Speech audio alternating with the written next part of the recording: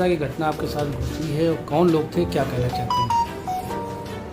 जब से हमारा समाजवादी पार्टी से हमने गठबंधन तोड़ा, तो लोकसभा के चुनाव के दौरान भी कई लोगों का मेरे पास टेलीफोन आया कि ये आपने अच्छा निर्णय लिया है, गलत किए हैं, अभी भी आप अपने निर्णय को बदल दीजिए।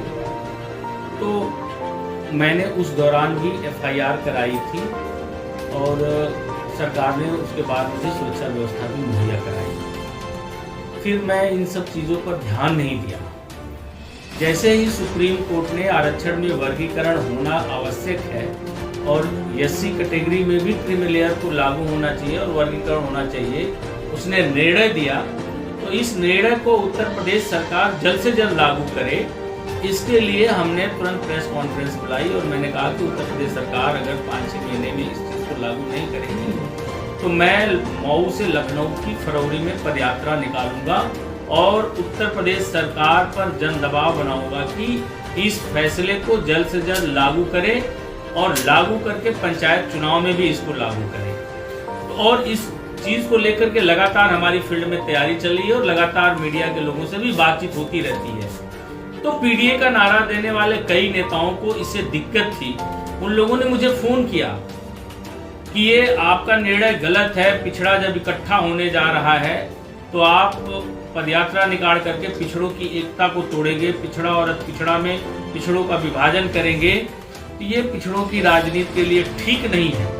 मैंने कहा कि पिछड़ी जात में एक जात को मजबूत करने के लिए सारी पिछड़ी जात के लोग उनके पीछे खड़े रहें तब तो अच्छा है। उन्हें शिक्षा और नौकरी और राजनीति में भागीदारी नहीं चाहिए। अब अति पिछड़ा इस बात को समझ चुका है कि जब से आरक्षण लागू हुआ है तब से सिर्फ एक जात यादव लोग इस आरक्षण को खा रहे हैं, उससे बच रहा है तो कुर्मी खा रहे हैं और OBC में जाटव और चमार खा रहे हैं, बाकी दलित जातियां सब इससे महरूम हैं। तो अब इस आवाज़ को हम दबने नहीं देंगे और फरवरी में पदयात्रा निकाल करके सरकार को बाध्य करेंगे कि इसको लागू करें।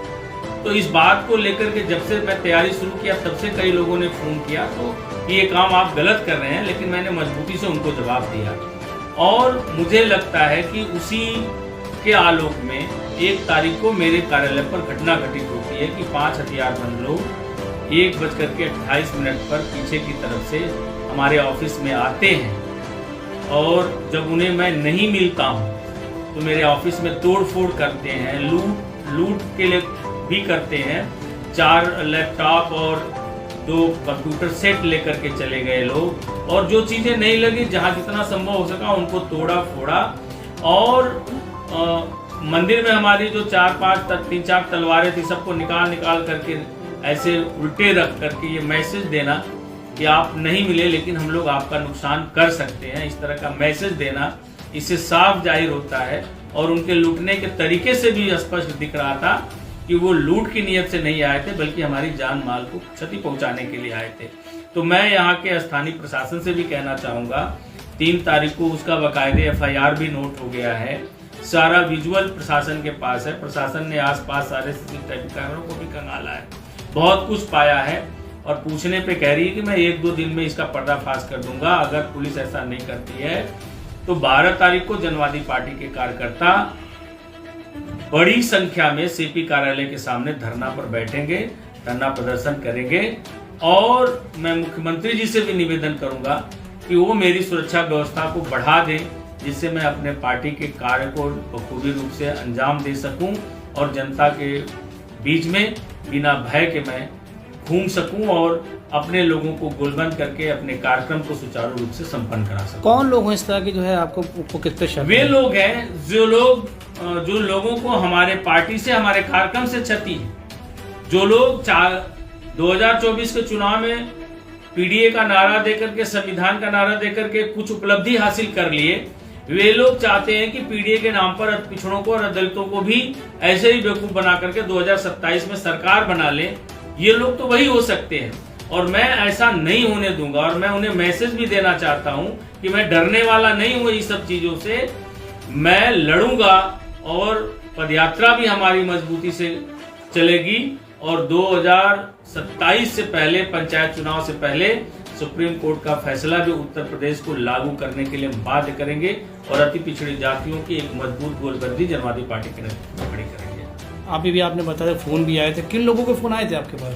वही लोग जो पीडीए का नारा देते हैं, समाजवादी पार्टी के कार्यकर्ता है, समाजवादी पार्टी के फॉलोअर हैं, पीडीए को इकट्ठा करने की बात करते हैं, उन्हीं लोगों का फोन आया है। और ये सब चीजें हमने पुलिस को बताई भी है और एफआईआर के बाद भी हमने लोगों से बात की। तो अभी तक डिटेल कुछ निकल के आई है कि कौन लोग थे समाजवादी अब पार्टी? प्रशासन ये कह रहा है कि मैं काफी हद तक करीब पहुंच चुका हूं, मैं आज और कल तक का उन्होंने टाइम मांगा कि मैं सब क्लियर कर दूंगा, और अगर नहीं करेंगे तो जनवादी पार्टी के लोग भी शांति से नहीं बैठेंगे। पीडीए के कार्यकर्ता तो नहीं, पीडीए के ही लोग ना, पीडीए के कार्यकर्ता ही समाजवादी पार्टी के लोग ही तो थे। ठीक है, धन्यवाद।